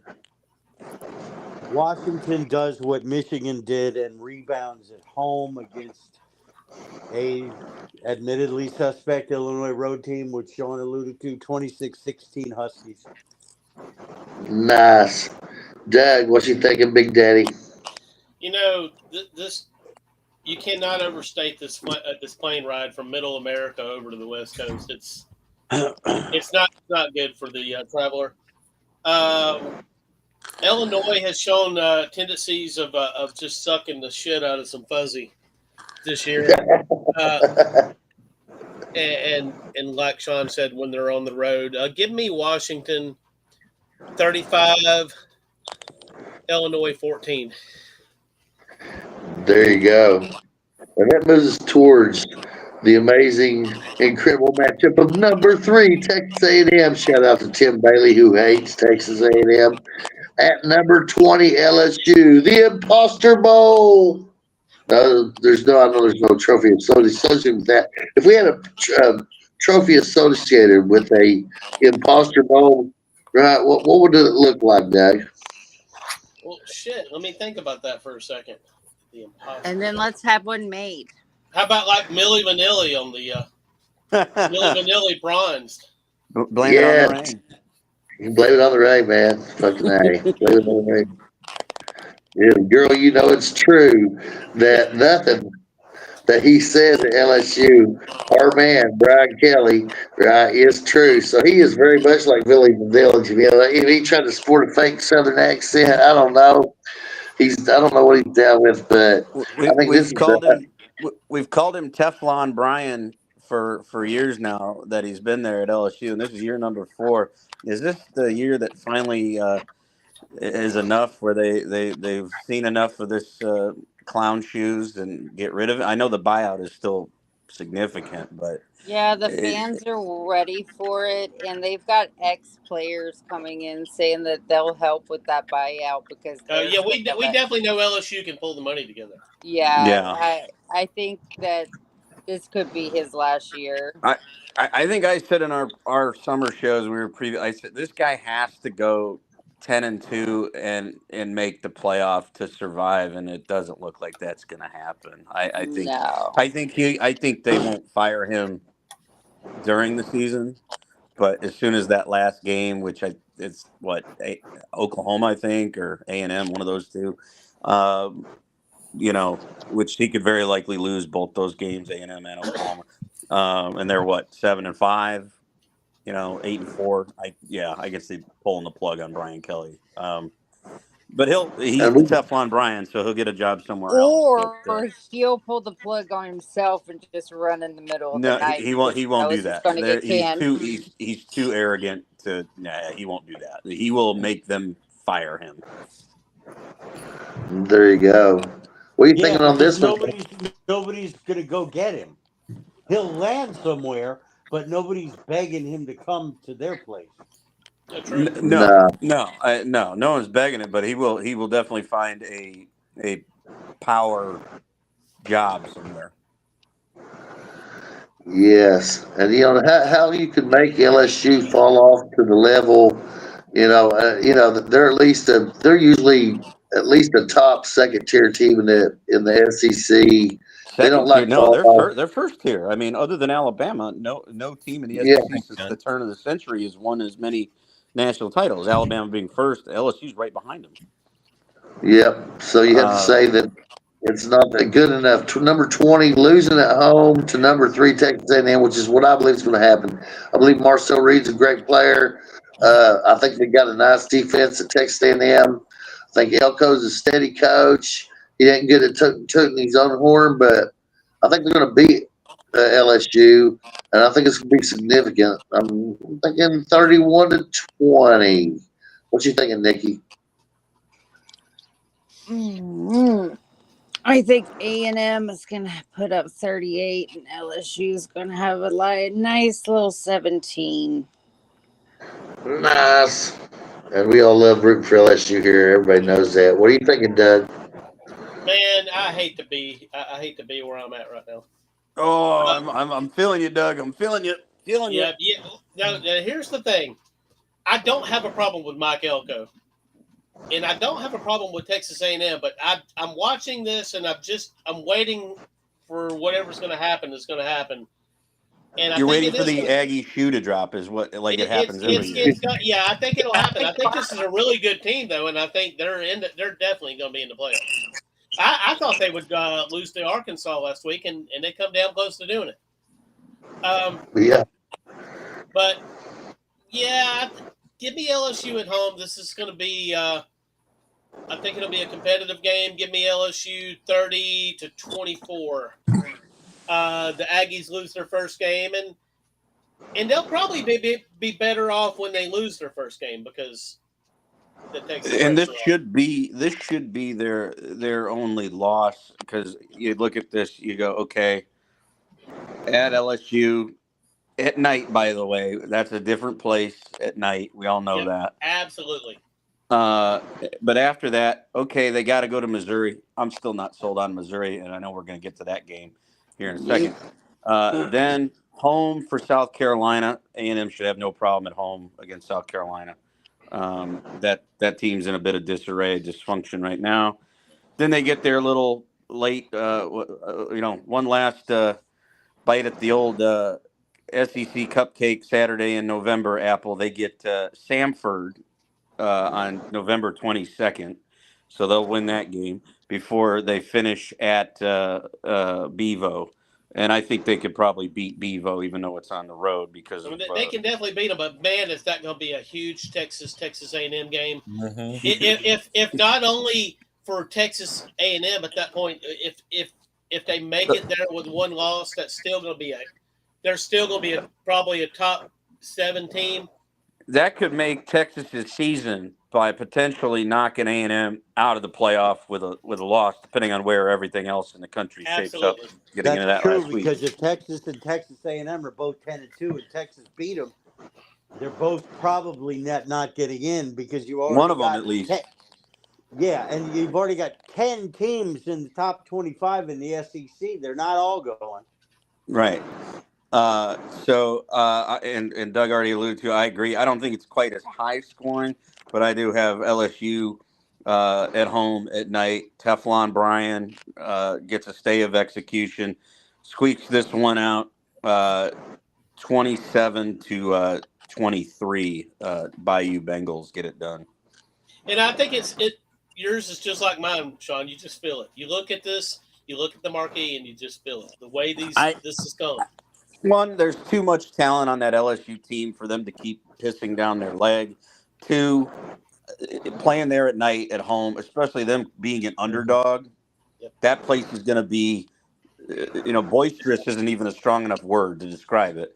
And A&M's kind of been living by the hair on their chin the last few weeks. Games they could have lost, and then finally this one is the one that pushes them off the cliff. Has everybody got this one? No, I haven't. Go ahead, guys. As much as I dislike Brian Kelly,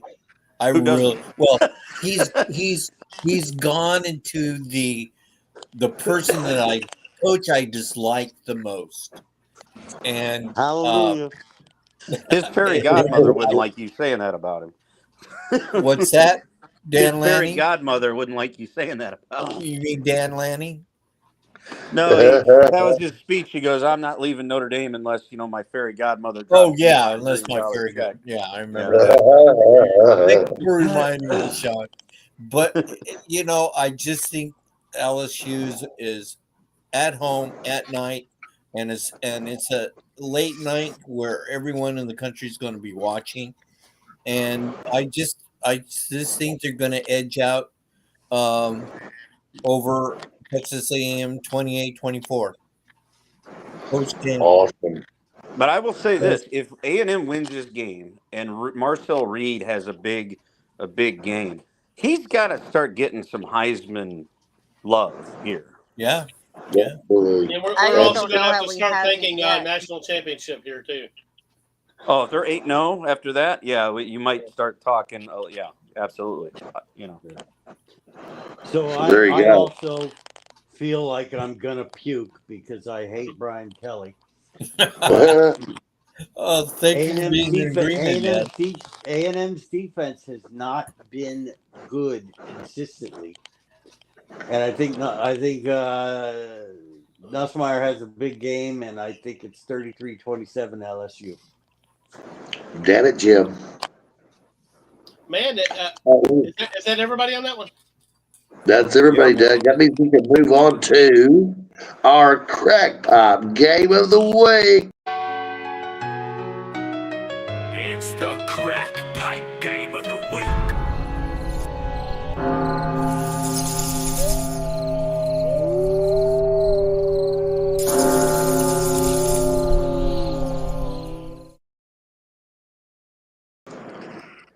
And I was thinking about this today when I went in the store and I seen a guy who has probably displayed his butt crack, and I was thinking, man, crack kills, brother, But seriously, in the world of college football, it's an amazing matchup that it's relevant that Missouri is playing at Vanderbilt.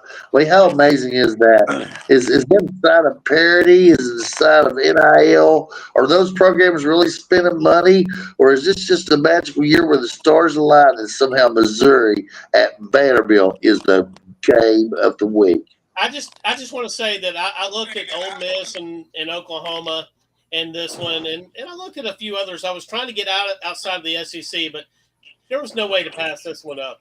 15 versus 10, and seriously, the winner of this game has a decent shot at getting to the SEC championship game. It was a blink game for me. I mean, it just. Yep, it just blows the mind, Bruce. I mean, it's shout out to Jared Rifkin, yeah, who might even be there. We hope so. And I know the Vanderbilt crowd is going to be hype. I don't know how loud it is. I can't speak to how loud is Vanderbilt Stadium. But if I remember the Alabama game last year, they were pretty hype, guys. They were. So they're pretty hype. So what are you thinking on this, Sean?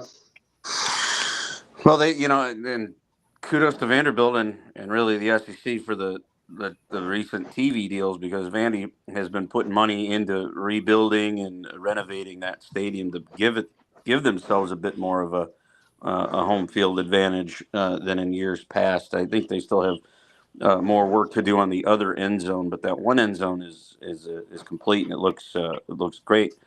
On this one, 15-10, I agree with that. This was the game of the week. I completely agree with that.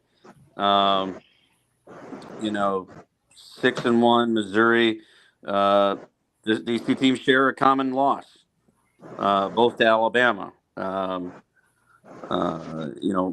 lost down in Tuscaloosa, and Mizzou lost at home to Alabama. They were game. And this one, the thing you look at, you kind of keep wondering when the other shoe is going to drop for Vandy, because they just keep. It seems like every week, every game for Vandy is like a national referendum on if they're going to continue to be a decent program or if they're not. You look at this week they're at home, Missouri. This is a big game. Missouri's in the top 15, and then don't look too soon, but next week Vandy's got to go to Austin and play Texas, which albeit Texas isn't what they were last year, but if you look, games aren't played on paper. But I would tell you, they're still Texas, and they got more players than Vanderbilt. I would say they got more 5 and 4 stars than Vandy probably has in the whole team. But Vandy's like the little engine that could, and Clark Lee's got them believing. They're at home, and I think they escaped this one again close. It's a field goal. Vandy in a high score, 38-35. Vandy, I think the little engine of Diego Pavia continues to grind it out. They survive another week. Give me the Commodores anchor down. Nice. Nikki, what you thinking on this one? I'm all in on Diego as long as Johnny Football and Theo stay away and he keeps his head in the game and not on the sidelines. I think they have no issue, and I think it's actually going to be a little bit higher. I think we're looking at maybe like 31-24. But I do believe that Diego does it again. Clark Lee was smart. I don't know what we see after this season, to be honest, because he was smart enough to bring in the guys to coach these players. He has, Jerry Kill, Patterson. These guys came because of Diego. He was smart making sure that they were there, and I think that's why they're winning. So. Diego for Heisman, she says. Vandy bringing in smart coaches, that's such a Vandy thing to do, right? Yeah. The smart guys are playing some good football. You have to give him props for that. And, Jerry Kill, I 100% believe he went there so that Diego would transfer to Vandy, because that was Diego's biggest thing, is that he wanted to play in the SEC, and not one team even considered him. And that was his easy way, is Jerry leaves New Mexico State, takes the Vandy job, and Diego was there within a week. And then you got Gary Patterson there coaching with him. Come on, you got two of the Those are two great Very, football minds, man. They've been around yeah. the game a long These time. guys know how to win. They know how to coach good quarterbacks and offenses. And he was smart. How long they stay once Diego leaves, that's the question. But Oh, as of it's a right now, fumble, and they're going to run it all the way back. It's a touchdown. Goodness. Southern Alabama coming back. heck yeah. So yeah, I You, definitely sticking with it. And I started the Diego for Heisman. What, the third game of the season, just because the kid just looks special, and love the kid. Love that he has he's just awesome. Like A lot of he is, moxie. yeah. Mm-hmm. So 100%, I'm sticking with Vandy. what you thinking, Bruce? I like Vanderbilt. They're my Cinderella team this year. Maybe that's why the blinking lights went on, and I just like them when they play at home. And like Sean said, they're a different team on the road than they are at home. Although Missouri is a damn good team too. Great running backs. It's going to be a good game, but Vandy's going to edge it out, and it's a field goal difference between the two, I think, at the end. I hope it comes true, because I've been joking with Doug since we've been doing this cast for however many years we've been doing it now. Doug, I said one of the great things we could ever see in our life is if we could ever get Vandy to the SEC championship game. Oh, that would be Yeah. awesome. Yeah. 10 years ago, we just laughed. We go, that'll never happen. But man, are they? It's right there for the taking. It's close. Yeah, it is. That's why I like them so much. Nikki's going to manifest it Nikki is going to manifest it in the exam. I have been, just like I've been manifesting, that people would actually look at Diego as maybe a Heisman candidate. It's just one of those things. You want to see them succeed after so many years of them being that team that everyone's like, okay, there's homecoming, there's another win. Or, there was never any. Vandy's an original SEC member, and not only have they never played in an SEC championship game, even before there was an SEC championship game, they've never won the SEC or even shared an SEC football championship. So you just love to see it once in your lifetime. Yeah. Yeah, they're still on the And same level. it's sad because we've Same seen level it as Swanee there. we've seen so They couldn't many even win other when Swanee was in the conference, sports. Doug. Yeah, you're right. They couldn't even do it when Swanee was still hanging around in Tulane. What do you think of this one, Ed? Ed. Did Ed pick on this? It says it's there. Ed. Well, while he's getting ready, I'm going to make my pick. And I think it's going to be a great game. I think both teams are fairly good. But I got to go with Vanderbilt at home. I also like Pavia and Always Spunk. I think the crowd's going to be rocking, so give me Vandy 31-30. What are you thinking, Doug? Man, I hate to be a pain in the ass. There it goes. Oh, come on, Doug. Man, Missouri's got a chance to go to the SEC championship game for the third time in their history. And they really need to win this game, and I think they're going to throw everything but the kitchen sink at Vanderbilt. And still going to lose.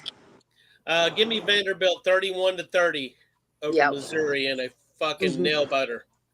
And it's game day is going to be there. Game day is there this week for this one. So, oh boy, Nashville, show up, be loud, and root on the Commodores to a win. Heck yeah. So Ed, I can see your lips moving, but I can't hear you. Do you want me to say something special for him, Doug? Can y'all hear him? Maybe no, I can't. That's why I was willing to say something special for him. Yeah, you're in the game. You're in. Yeah, he went out and he's coming back in, and then we're gonna finish this thing up. Oh, awesome! Big noon this week. Big noon kickoff this week. Big noon. Where are they going to be at here? Let's see. Big Indiana. Yeah, UCLA, Indiana this week. So, two places that both these big shows rarely get to. So, I'm sure that the atmospheres will be rocking and rolling since these two places don't get a lot of love. Oh Has yeah, it that's ever beautiful. happened that game day's been with Vandy twice in a season? I don't Wow. think so. Hey, did I say that Ed was coming in and leaving and coming back in? Yeah. Yeah. I tried to read his lips. He may have told us to go fuck ourselves. Well, I don't he's see him probably anymore. dead. He's gone. He Yeah. said, I'm going to fucking bed, you motherfuckers. I don't know. I don't see Ed. Who is Zed? Zed's dead, honey, and this is his chopper. So I just want to say that we did an excellent job of getting through the main 10 games by going ahead and picking out the turds and talking about them first, and we did a great job. I really thought we were going to be here till midnight, guys. Can I get one real quick one in that we didn't cover? You can. What's that? Best rivalry trophy in college football up for grabs this weekend. Floyd of Rosedale, the Big Pig Trophy, Minnesota and Iowa. That's right. You know what? I was supposed to put that in. Actually, who mentioned that?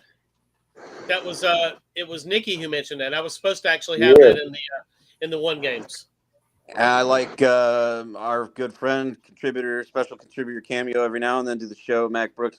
Hawkeyes beat the Gophers, regain the Big Pig Trophy, which is such a cool trophy. And in our chat, Ed picked Vanderbilt. Right, he broke it down. There we go. for us. There's Ed. He texted us all. So on that note, guys, I gotta say, 31-17 for Vandy. Wow, Ed's. yeah, that's really nice. Who we like it? Then he should buy some Smacking Off the Podcast merchandise, Doug. I think so. I think so. Ed, your punishment for leaving early is you need to buy a Smacking Off the Podcast T-shirt. That's right.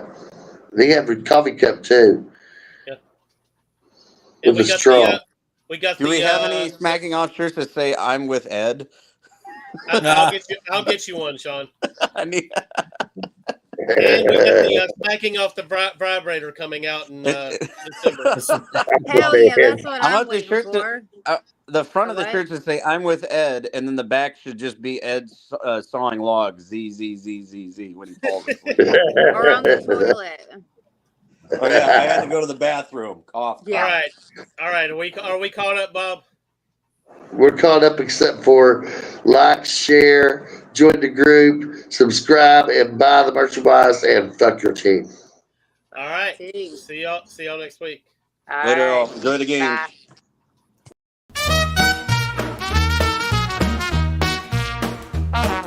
Smacking Off the Podcast has merchandise for sale. Buy it now, you dirty bitch, or you can go to hell. Just joking, but buy our merch.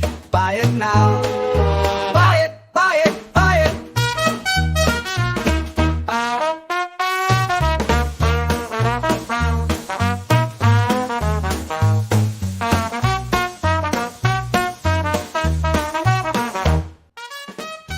Don't be a dirty bitch.